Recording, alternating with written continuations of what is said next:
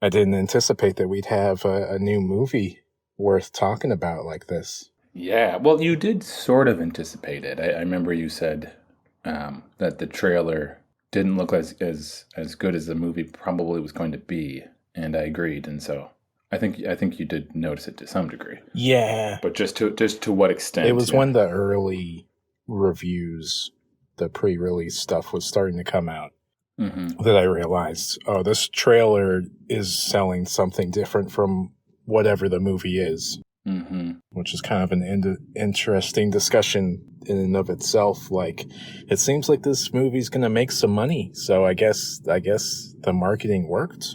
Had a pretty good opening weekend, I think. Yeah. Well, I mean, there's not the rom-coms do struggle these days. There's not a whole ton of them coming out in comparison to your superhero movies and things like that. So, Yeah, that's kind of my feeling, that the audiences for these types of movies, I feel like, are some of the audiences that are going to stay home and wait for a movie like this to come to streaming.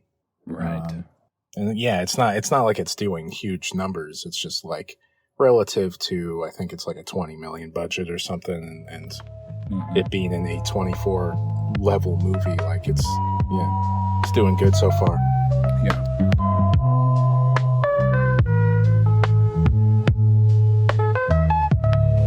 Mm-hmm. This is Some Like It Unauthorized, a very special episode. I'm Jay Brooks Young, And I'm Zach Domes. and yeah, you might go to the experts for opinions on 2025 films and film festivals these days, but some like it unauthorized. And Yeah, we're boy. there, we're not accredited. We're just paying our own way to go to these festivals and tell you what's going on in the film world. That's right. That's right. Right, we're talking about Materialists, which is the second film from writer-director and playwright Celine Song, who debuted just a couple of years ago with Past Lives, and has, kind of leveled up a little bit in the scope of the type of film. Past Lives was a very small kind of autobiographical film, and this time we've got big movie stars, and we're telling this sort of wide-ranging story about romance, dating, and the way that looks in the modern world is, in a very comprehensive way. Mm-hmm. As soon as I saw it, I was like, oh, Zach, I think you need to go see this too. Yeah, and by the way, you liked Past Lives, right? Like we both appreciated that movie. We thought it was a unique telling of this kind of romance, sort of love story movie, and so we were looking forward to this. And yeah, I'm glad you said something because I appreciated it.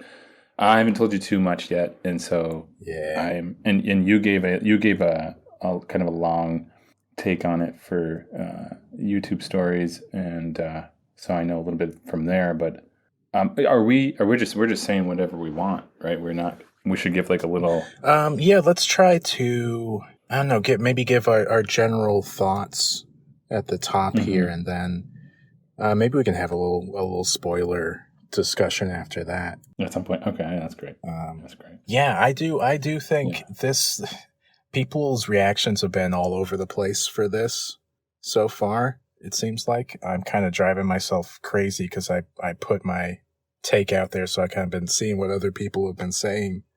And there are people that hate this movie, and then I see a lot of people that really, really appreciate it. So I think, like, I don't know, go see this. I think it's interesting. Like, I appreciate so much that someone is tackling these types of subjects, has some ideas that they really want to explore, and is making a movie that people want to kind of dissect and talk about. Like, we don't get that as often as we should. So I think it's great to see a movie like this, whether you come out liking it or not. It's really interesting. And I tell you this all the time. I think that people have this kind of divided expectation where they want something new and different, and they claim that there's not enough things doing new and different things, but once they're actually given something different, they struggle with that.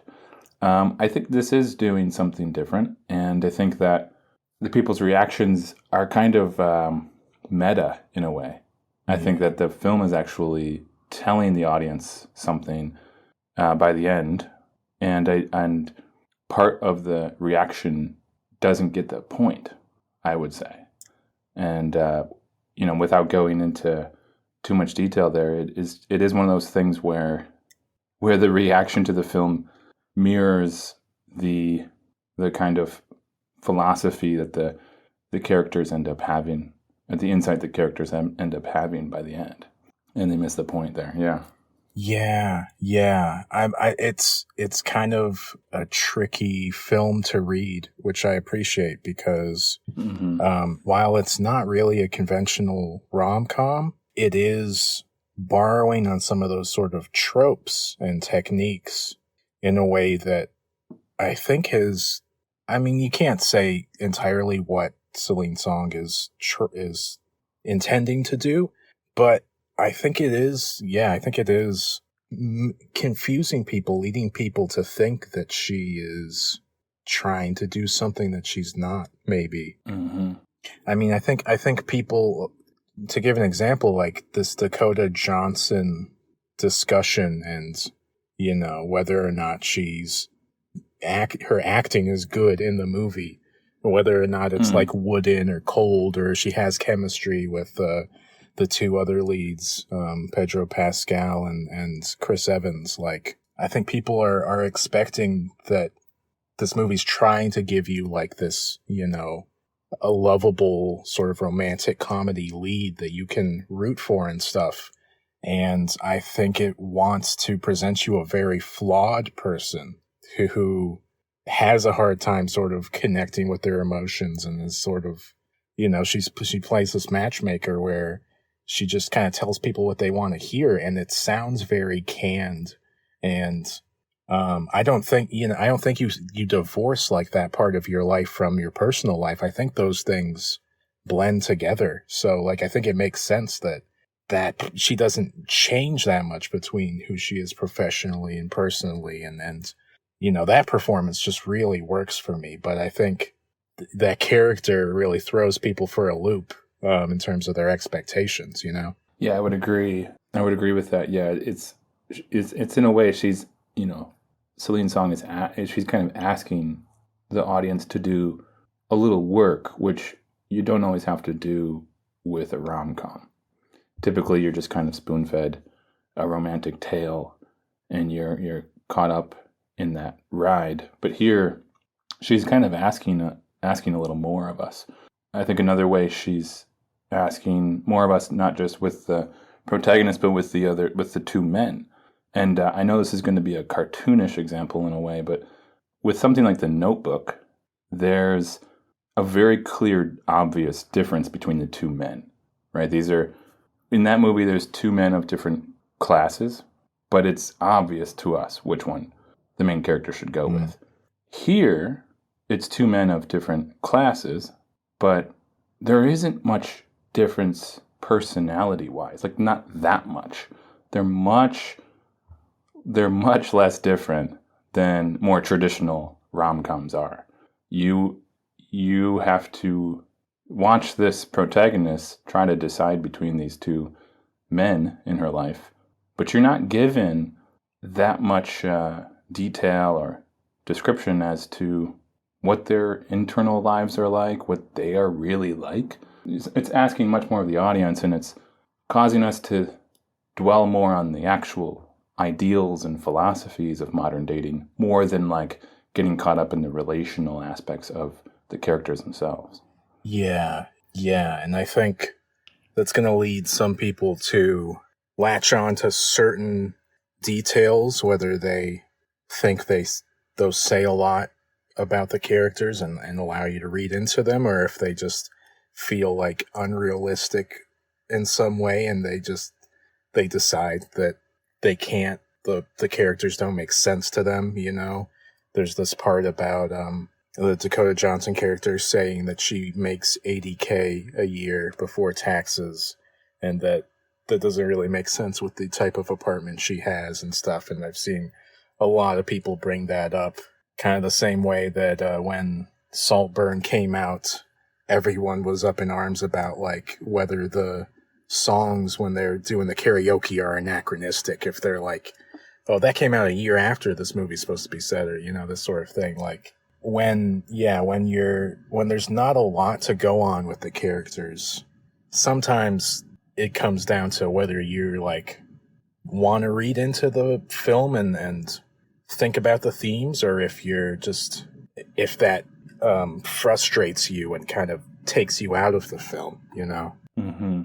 Yeah, I mean, I will say that, like, there was a part of me that had a distance from the film for that reason. But then afterward, too, I was still sort of left with that kind of space of whether or not, you know, wondering how much I actually connected with these characters and what they meant and things like that. And it wasn't until maybe an hour after or so that it kind of clicked for me what she's doing, which is like asking us to do that thoughtfulness on our own, to do that reflection on our own, to imagine what these characters' lives are like, since she doesn't give it to us. Yeah. I think some people may get stuck with that feeling of like, what just happened and who were these characters I just saw? And I was there. I felt that, but then I kind of realized just how much, how much more the film is actually saying. Yeah. It's going to sound like a crazy comparison, but I've been thinking about David Lynch's films in comparison to this film, just because, like, I feel like these are a little removed from reality, you know, these characters and these situations. But I don't know, they're tapping into some feelings, some emotions that I don't see depicted and explored in films a lot of the time. That's kind of how it felt to me, like this just reality in the world that, like, when you have more money, you are afforded more peace, more space to relax and be yourself and kind of choose what you want in your life. Like the way that's contrasted with the Chris Evans character's life and how it's, you know, he hasn't grown and a lot of people are going, why does she pick him? He hasn't grown since they, you know, broke up the original time. But it's like the circumstances of his life have made it very difficult. It makes it very difficult for everyone when you are living in a financially precarious position. Like it's tough to make moral judgments about people, or just judgments about their drive or their capability of providing for themselves or others, when there are financial circumstances dictating so much of what happens in their life. That's tough. That's like, right? It's really hard to divorce how you like think about a person and whether you like them, whether you feel they're a good person or not, like all these things. It's so tough to divorce that from what their financial situation is. That's one of the most interesting things that I get from this movie, you know? Yeah. And that is well contrasted with the cost that financial privilege can bring too, though. So you have this character who's, you know, kind of a struggling caterer / actor who finds it difficult to stay committed, be in a relationship, because financial stress is a burden that one has to deal with outside of any relationships they're in. But then you have Pascal's character who can, you know, he can buy anything, go anywhere he wants. And yet at the same time, because of that, he, you know, his life is all just, as the title points out, materialist. And there you have a kind of almost an impossibility to see love, to find love through the, you know, all the material, I guess, all the choices that you can make. You have this freedom to choose anything, to do anything. And so then from that point, you'd expect, I can have any woman, I can have any apartment. But then, like, how much do you actually enjoy the apartment? How much do you actually enjoy your relationship? How much of your life is just passing by because all you do is And choose? maybe you enjoy those things, but it's so hard to really differentiate. Do you enjoy it because it feels valuable, or because whatever reason, or is there something innate? Do you really have a love and a passion for this thing, this place, or this person? Yeah, and are you just viewing everything as an investment? I think that does come up a couple of times. It's almost like every choice he makes is an investment, including this relationship that he starts. Yeah. And if you view everything from that perspective, yet it paradoxically loses value. It's sort of a funny thing. It's like, I'm doing this to add value, potentially, especially later on. That's what an investment is. But in thinking about it as an investment and as a value, diminishes its value. Yeah. That's the way love is. For some reason, it's very strange. It's like when you think about your how you love somebody, or if you will love someone as a value, it loses value. It's very odd. It's like it's like saving for retirement or something. It's like, yes, yeah, that this money will be worth more in the future, but how much is it worth when you're, however old you are at the end of that versus, the age you're at now and whatever you're capable of doing in your life now. Mm-hmm. And this is all of this is happening while we have absolutely no understanding of their family, the relationships, who they even are. And nothing's ever mentioned, I don't think, about a mom or a dad. He's at a wedding, and you barely even see the groom, which is his brother. Right. So this is a romantic film that really is, self-obsessed, because we see no other roots, no other connections to anything really outside of their own relationships and some of their friends and work. Yeah, the only details we get only have as much depth as what she learns in her job. Like Pedro's got the big happy family, at least in outward perception, she says, and Dakota Johnson and Chris Evans' characters both come from not big happy families or whatever. Parents that argued about money, I think they say, but very surface level sort of details. Mm-hmm. Yeah, it's very writerly. Everyone gives sort of these thematic speeches that are all about value and worth. I've seen some comparisons to like Aaron Sorkin or David Mamet. Like she's not trying to make this a super realistic, grounded story.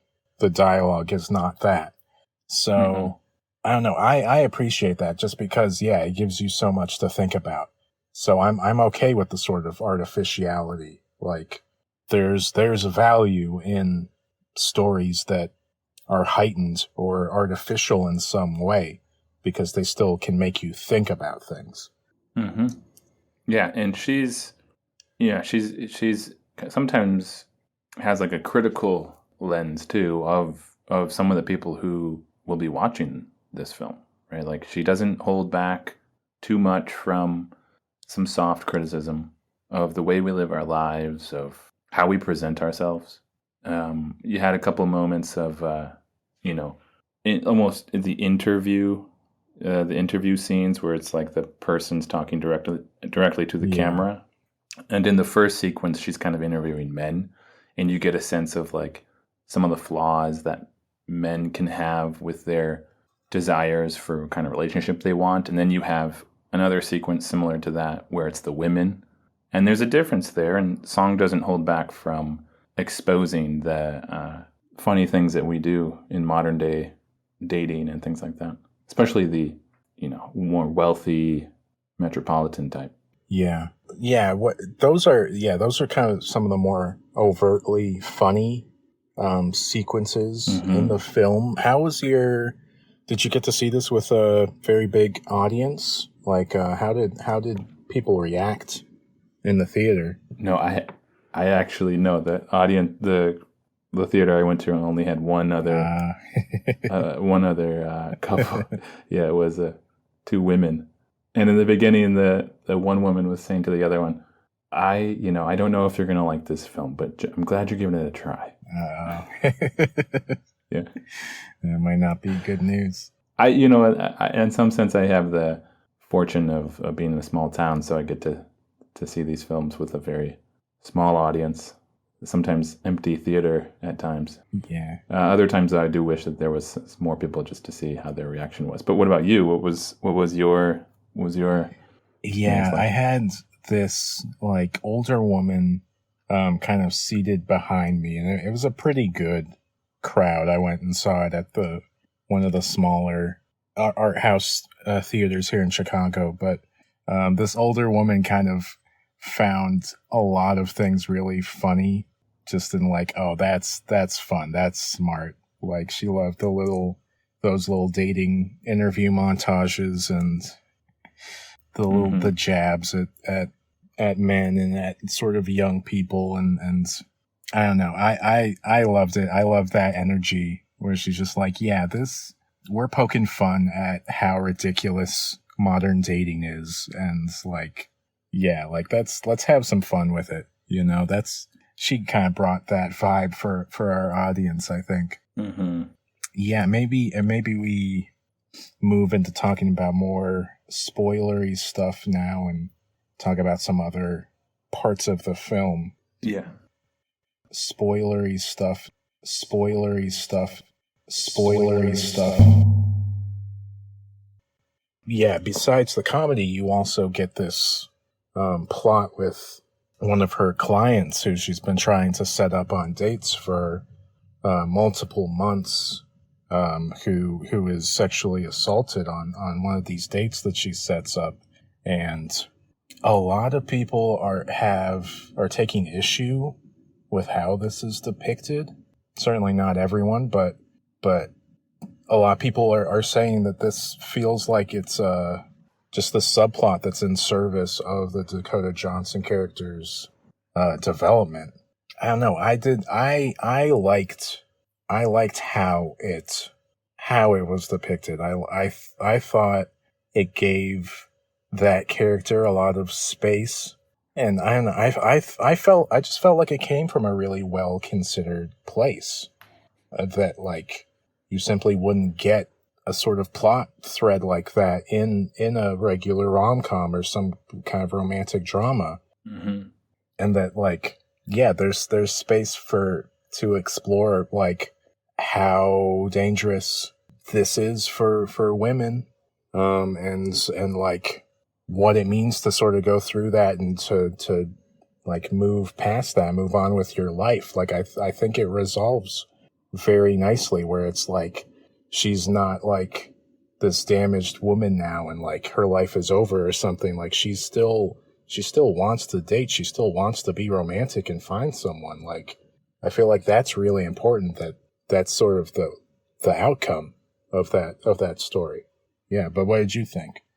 Yeah, I would agree. I think that Song does a good job showing the kind of corporate, sort of flat way of dealing with these things. There's no easy answer there, but it's also not perfect or very human.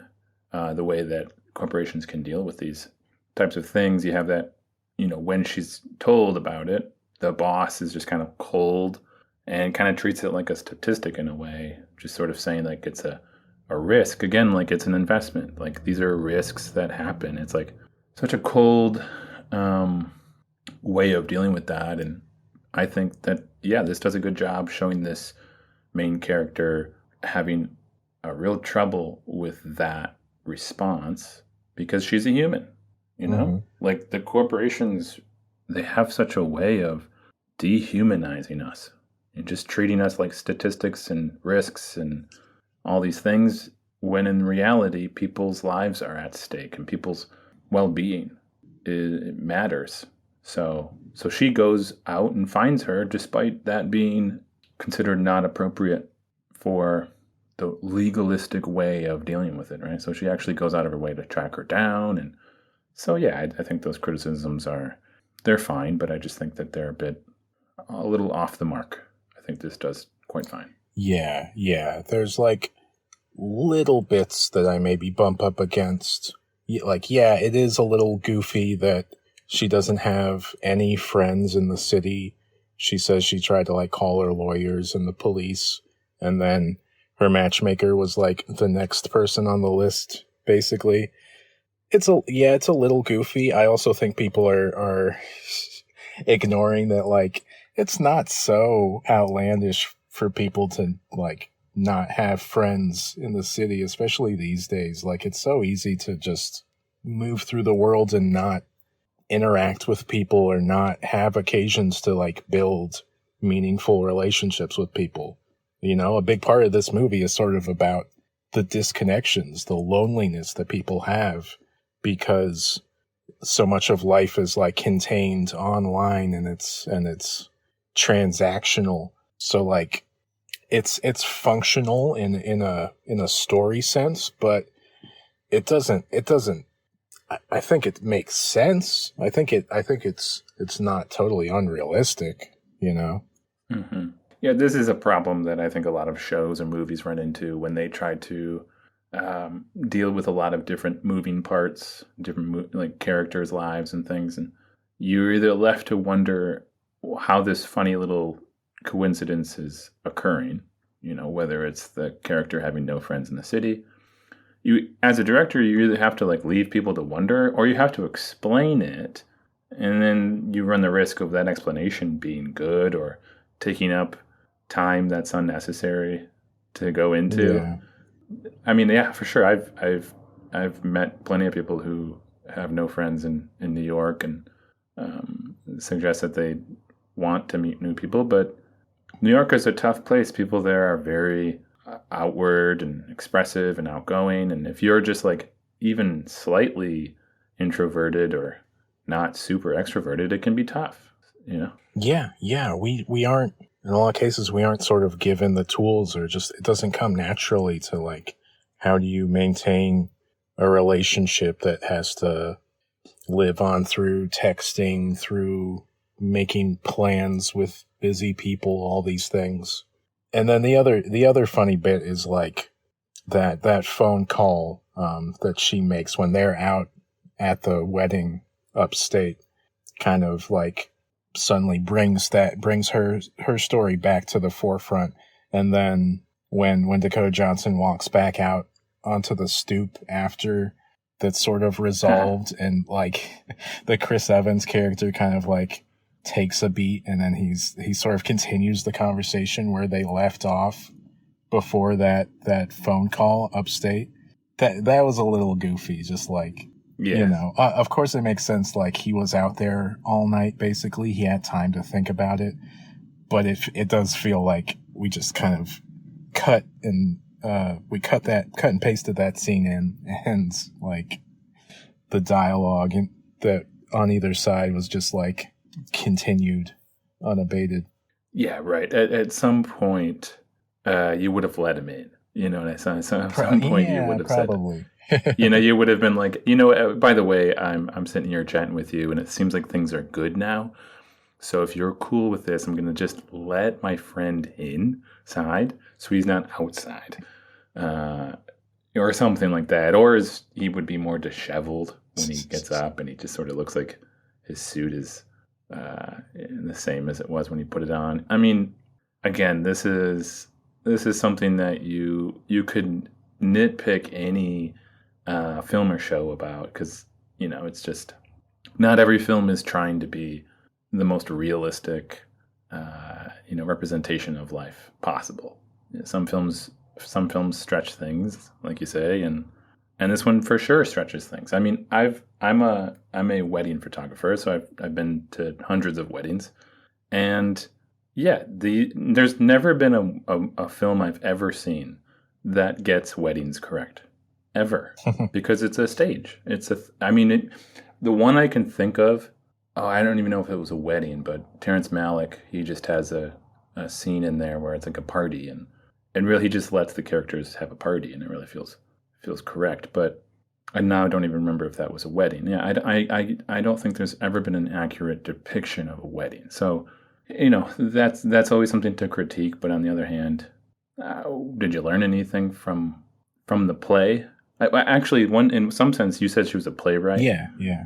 Celine. So, she is a little bit more versed in that world. Exactly. So this feels a little traditional. No, I noticed she puts her name on the poster for the play that the Chris Evans character is in. That's great. It says written by Celine Song on the poster. And that kind of, tells you everything. Like, that play, it seems to be like trying to point out the artifice of like the world and how people relate to each other, that it wants to be a little unrealistic and make you think about what, how we present to people, what we say, what we don't, these things. And that's sort of what she's trying to do in the film itself, in its own way, is just like, we're not going to make this totally realistic, but we're going to talk about how do we sell ourselves and how do we present to people, and what is the deal with the way that we construct our identities around our material wealth and all this stuff. It's gonna point that stuff out to you in a very unrealistic sort of way. Yeah. There's a comedian I know. He commented on how people were criticizing the last season of Emily in Paris for not showing like the homeless that live in the street that she was in. That's funny. And he was like, we don't come to these shows to see what we already see. Like we come to these shows for the fantasy, for the whatever it can inspire that's a little different from the life we already live. Like, I have to pass a homeless person on the street and deal with the psychological, complexities that come with that. And I get into my house.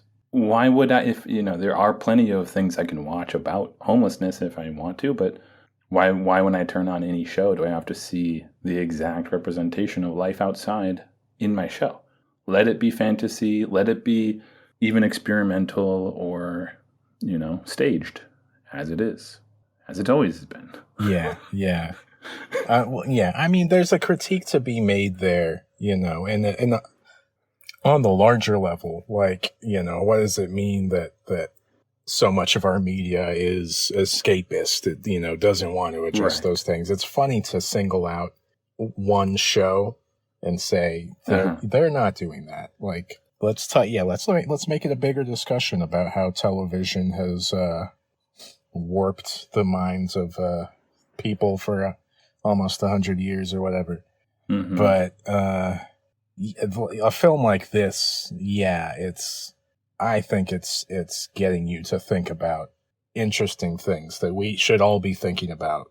How our relationships are so commodified these days, and when we're finding partners, it's so much based on checking these boxes, as they say in the film.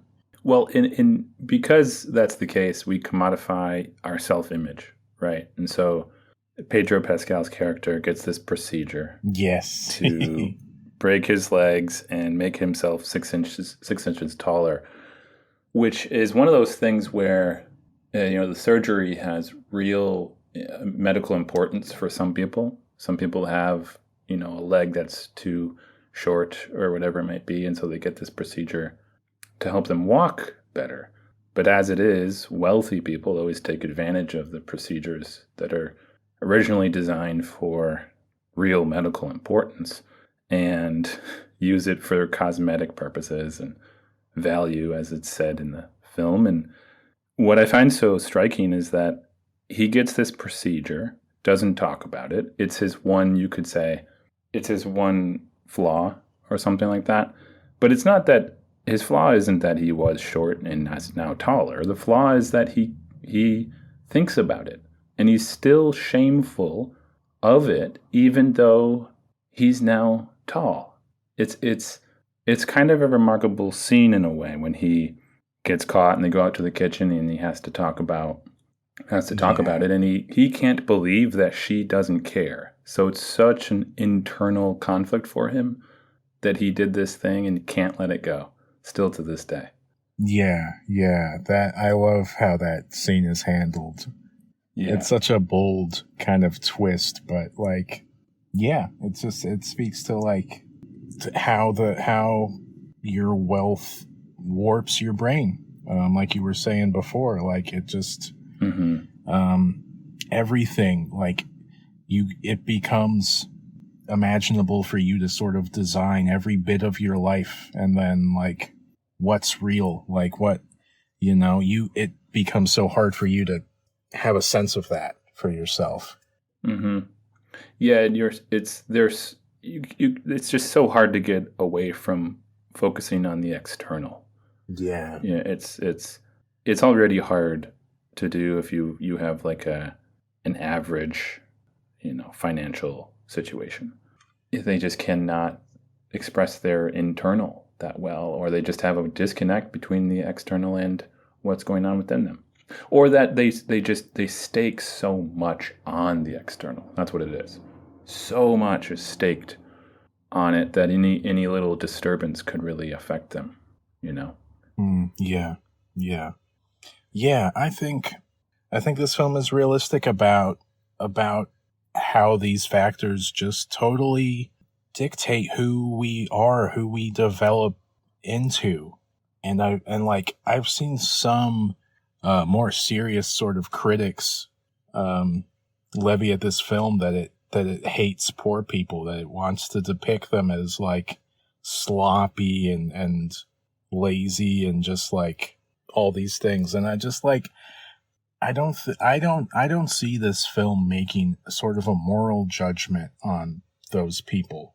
I see it more as just being realistic about how those circumstances affect who you are, and that we kind of like sometimes overcompensate and want to grant a lot of sort of moral superiority to disadvantaged people, lower class people, because to sort of make up for their circumstances. And it's like, I don't think it makes them bad people, but I don't think that like it's easy to just say like they're better people because they know the worth of like the little things. It's just like, yeah, being poor can make you bad-tempered person. It can make you a messy person who's like tired of life. It can like, I think it's irresponsible to kind of ignore those things or expect your media to like really go over the top and say like, no, but they're good. They're good people.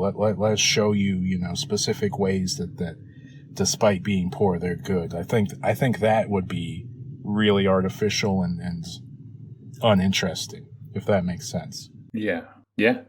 Right. I mean, I think what it does a little bit too is sort of, it says like Pedro Pascal's character is good. He is in the elite, but he's good. So I think if anything, it does a good job there of saying like, here's a guy who has an unexamined shame that he still lives with. And besides that, though, he is good, and that does exist, of course. And of all groups of people, they're complex, and they're full of various different personalities and types of people and all that stuff.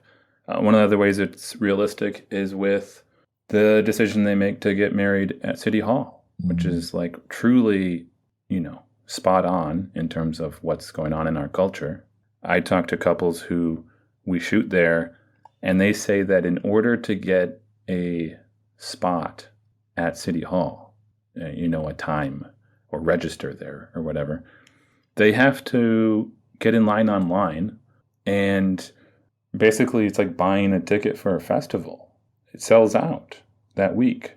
You get in a queue online or whatever, and within minutes it sells out for the following week. So this is this is a trend I don't see stopping. I only see growing, where if you're in a certain economic position, financial position, this idea that you're lazy is completely wrong. If anything, people are becoming more creative, and there's more self-will.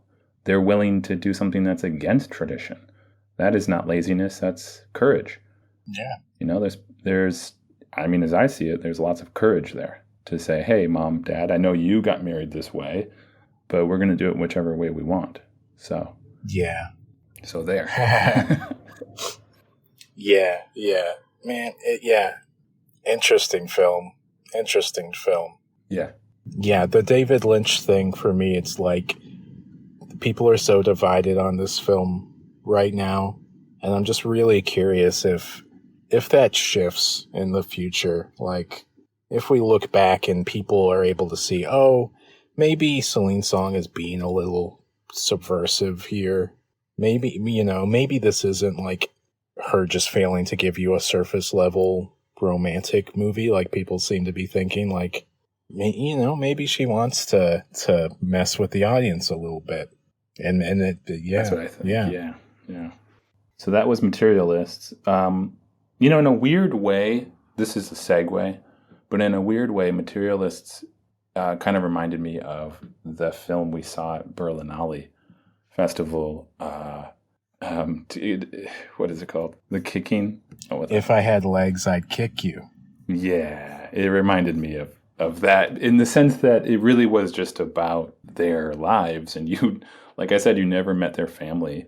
You only hear about them vague references. And if I had legs, I'd kick you leaves out a very specific character intentionally the entire way through. And so you're really just intensely focused on the mother and her drama versus the real absence of this other character. So, but yeah, Berlinale, this was our first major film festival that we each went to in Berlin this year, and what a great time it was.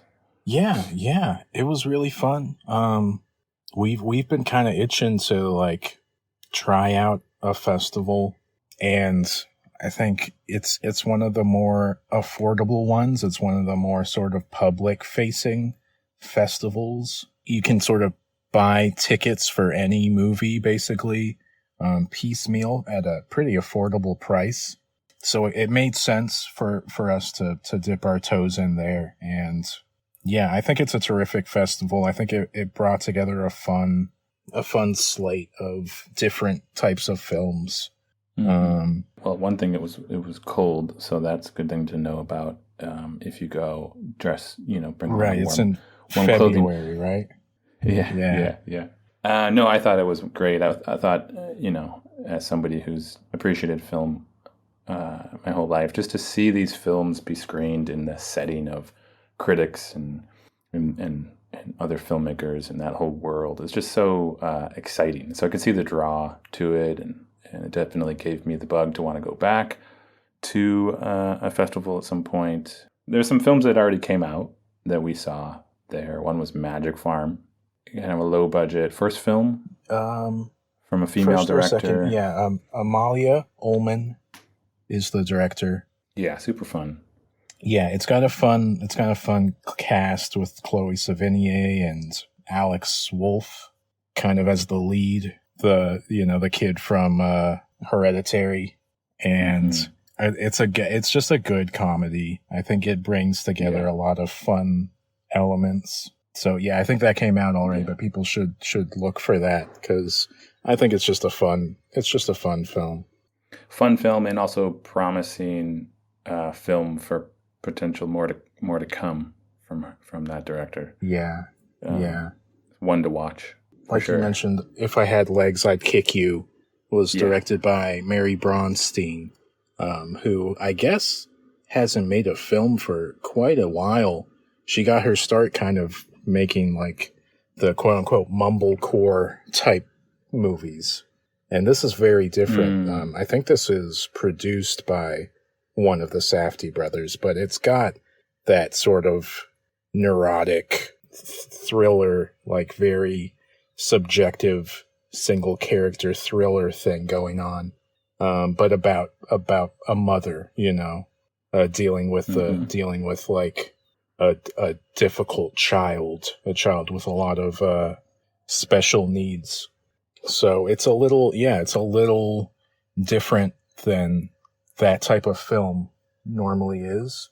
And it's got a lot of the sort of A24 trappings, very sort of stylish camera and all these things, like left field cast. I think A$AP Rocky is in the film, right? A$AP Rocky, and absolutely phenomenal performance by Conan O'Brien. Right. I mean, if you got to see it for that.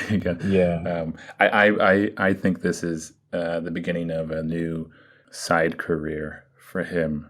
I don't know what his late night life is looking like right now, but I think that he could do more in the future there. I would love to see him in roles like this. Yeah. He brought the perfect kind of like tenor to where he's just like this sort of standoffish, kind of authority figure that's just like hard to read, hard to get validation from, and it's such a fun dynamic. And we should mention Rose Byrne plays the mother, and she's terrific. Mm-hmm. A really, really fun performance. Yeah, that hopefully you get some awards buzz or something. I think it'd be fun to recognize a performance like this. It is reminiscent of like Adam Sandler in Uncut Gems or something. Like it's kind of a tour de force. Mm-hmm. So yeah, I think that, I don't know if that's got a release date, but people should keep an eye out for that. If I had legs, I'd kick you. Kontinental 25 by Radu Jude, the director of Do Not Expect Much from the End of the World. This, as more time goes by, I loved it, but it did feel like a bit of a, I don't know, like a little minor extension. Work or? Yeah, minor work, like a little victory lap from Do Not Expect Much. How much time and energy he seemed to pour into that previous movie. So with this one, it feels like he just sort of shot it quick and loose and still very good, but a bit more choppy than that previous film of his.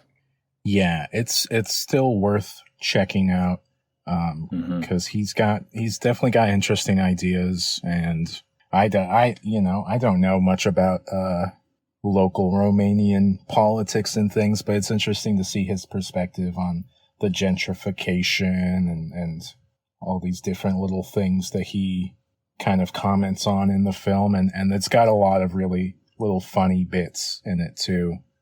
Yes, yeah. It was comic. It was quite comical. But yeah, he's a courageous director, I think, and I think it's worth checking out his stuff just because he'll take it in places other people won't. He's definitely a courageous director and just person in general. I mean, he came into the screening of the film, which we were at, the first screening, and everyone was signing their like posters that were up outside of the theater, right? Yeah, and the other cast comes in first before the director, and they all sign their posters, and every screening they do this at Berlinale, and they come in, they sign their posters, and then he comes up to his and he just signs it, "Fuck Putin and Trump."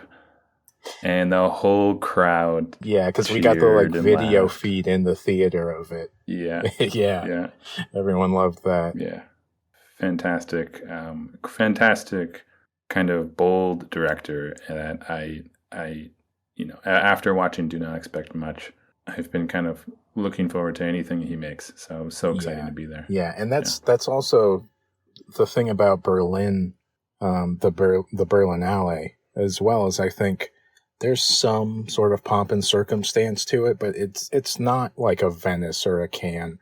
I think like there's room for these directors who kind of care less about that stuff to come in and show their stuff and have it be appreciated. And it doesn't feel totally incongruous that we've got this sort of room of like well-dressed people come to see this movie that's about like very sort of dire things that's like made very cheaply or something. Like it's a little more grounded, I think, as a festival than some of those other ones. That's the impression that I get. Same. And that was the deal with the Sang-soo film that we saw as well, which is called "What Does That Nature Say to You?" I thought it was terrific. I hadn't seen any of his films yet, as much as I've heard about them and seen them at the top of critics' lists year after year. I thought this was really fun. It's a, kind of just a slow examination of this like boyfriend coming to meet his girlfriend's family, and it just slowly unfolds kind of like what kind of person is he and what kind of people is this family. But it's got all kinds of funny little observations. It's very grounded. It's shot at in 1080p or something. It's shot on it seems like it's on an iPhone or something. I mean, it's not even iPhone quality is better at this point. Yeah. Far better than this. This is like a handheld video cam, like a camcorder or something. Yeah. Which was really funny to see, like at a kind of flashy premiere. Yeah. But the whole thing was fun, and just from watching this film, I think I really appreciate his sort of observations about people and behavior and stuff. And I want to watch more of his films now. Yeah, I agree. In those observations, it was funny. I mean, it was quite funny all throughout, and the audience, getting reactions from the audience all the way through. So yeah, just and it seems like the technology, the camera was intentional. There's moments within the film itself, the characters who they kind of indicate by being what they are, why the director chose to use a camera like that. So yeah, it wasn't unnecessary or a gimmick. It didn't seem like a gimmick. It seemed very intentional. That's right. Yeah. And then I guess the other movie that comes to mind that we saw was Dreams. Yeah, this director Dag Johan Hager is a Norwegian director. How did you find the Golden Bear winner? Well, we talked about Materialists in the beginning, and this is a film that it's in that same vein of cleanliness. It's just a clean film. I know that this is Norwegian, or so life up there is quaint. I've been able to visit. I visited like 8 years ago or so now to Sweden and Norway and Denmark, and there's a quality of life there that's very pleasant. There's not a huge difference between classes, and everybody has a kind of order to them, and well-being seems to be pretty high. So this isn't a film that's going to expose anything. How would you put it? It's not complicated. Yeah. It's very much about like feeling big emotions. That it's like how like that sort of existential, like, oh, how do I feel about my life, like when everything seems to be okay with it? Like, it's sort of dealing with like depression or these feelings that feel like they don't justify themselves when you just have like a nice Scandinavian life, and like how difficult it is to kind of figure that out with yourself and be able to express that to people around you. And I really love it's about like these 3 generations of women in this family and how they each deal with their feelings and talk about them with each other. And I think it's really kind of smartly written and observed how those different interactions unfold. Yeah, it's very vulnerable in a way. You could just live your quaint life and focus on the good, but it's vulnerable in what it exposes for what is natural, the natural complications that come of age story, and then certain regrets that the older generation can have. and what their take on the younger generation is. So yeah, all of those things are good. I thought this was also funny. There was also a lot of funny moments in this. Now, saying all that though, this is another example of where there's a little bit of an unrealistic quality to it too. The main character, she's young. I think she's supposed to be 17 or 18, and she's questioning whether or not to publish a book, right? Isn't that what she does? She publishes a book in this, but she doesn't know whether or not she should. That's a level of status that like very few people can relate to. Yeah. And on one hand, I appreciate any decision like that where it's sort of an autobiographical book that she's writing. Like, you have to kind of grapple with that choice, I guess. But yeah, on the other hand, it's like she's obviously very talented. She's got a lot ahead of her in life, and it's kind of not heavy on conflict in this movie. Yeah, I think he's a great writer, this director, but some parts of it I didn't love kind of how it looked, and some of these, there's like a dream sequence that kind of just didn't work for me. It felt like I don't know, we got some people together and filmed this in the park or something very cheaply. It was an interesting one to win the big prize because I like him as a writer. I don't know if this movie was the most incredibly directed or something, Yeah, I mean, I agree. But we should mention that for this particular film, our seating arrangement in the theater was about as far away as you could possibly get. Right. Yeah, I remember sitting up there, and we sat down and looked over at you, and you said, "I've never watched a film from space before." So that gives you any understanding. What's the building? It's the something Palast. Yeah, the Berlinale Palast, I think so, yeah. Yeah. So it's got multiple tiers of balcony seating, and they'll put you all the way at the top. Yeah. It was fun. Yeah, the sound is great in the entire theater, but the image is at that level.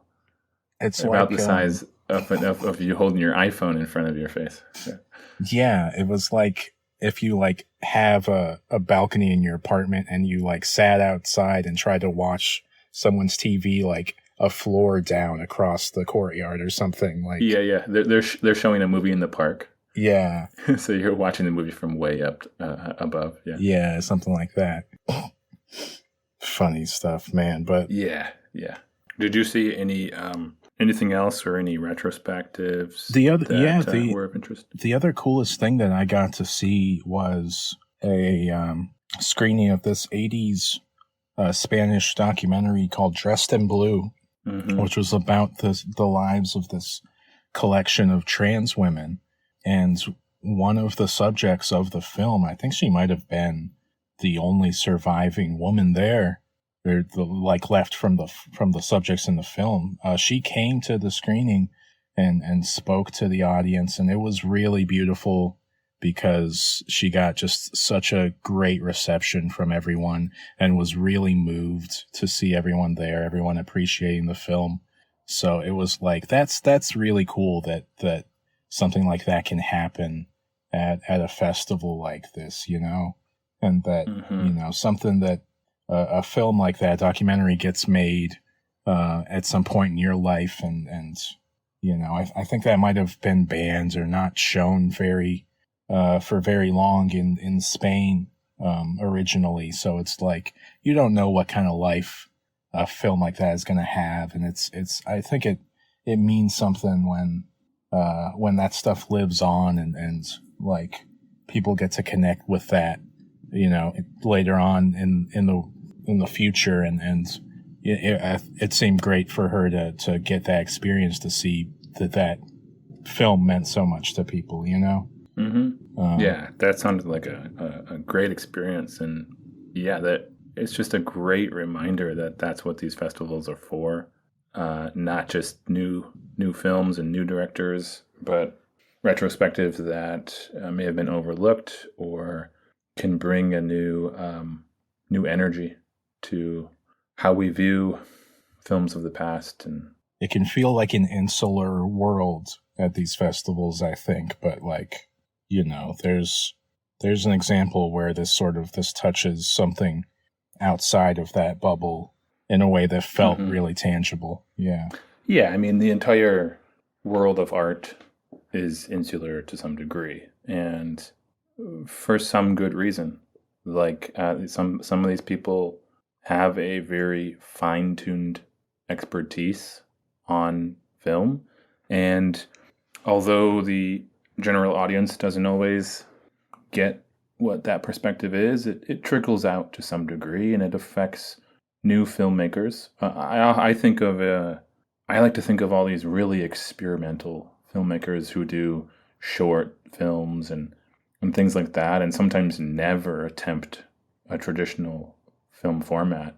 I think of them as being really influential to the rest of the film world, which is then has an influence on the rest of the world. So yeah, as much as some of these artists and critics and things can live in the ivory towers, as they say, it's all connected, right? It's all connected. Yeah, and in a good way. Yeah. I think so. Yeah. An example I think of is Hitchcock, I think, when he might have been living in New York or something, but I heard that he would go to the theaters that showed all those experimental films and stuff in like the 50s. He was a member of like some of those films and would go see a bunch of them.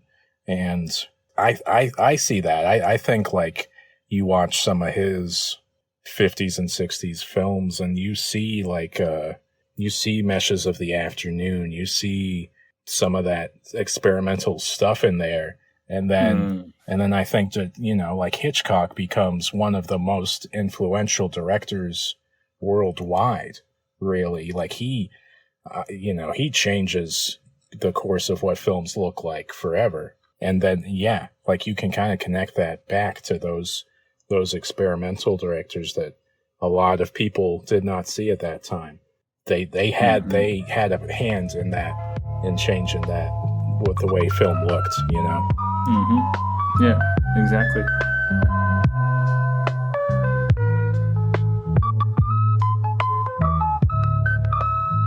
Next week will be our first Soviet film.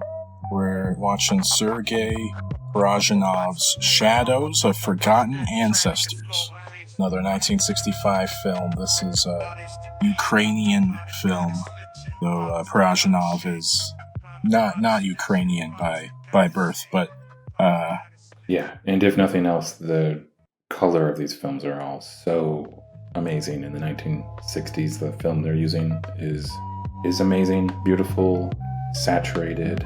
It's a delight just to see the film.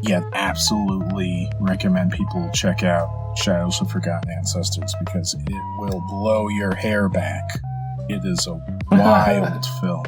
I saw a double feature of this and The Color of Pomegranates. And, I think I loved this even more, even though people seem to put Color Pomegranates up as his best. I'm so excited. So that one came out after? Yeah, I think it's 2 years after, 2 or 3 years. I'm so excited to rewatch this. Yeah. Very cool. I'm looking forward to it. Yeah, and we have Letterboxd links, and we have a website in the works and an email. So get a hold of us if you have any thoughts or questions, comments. That's right. Things like that. Yeah. And tune in next week. Till next time. Peace. Peace.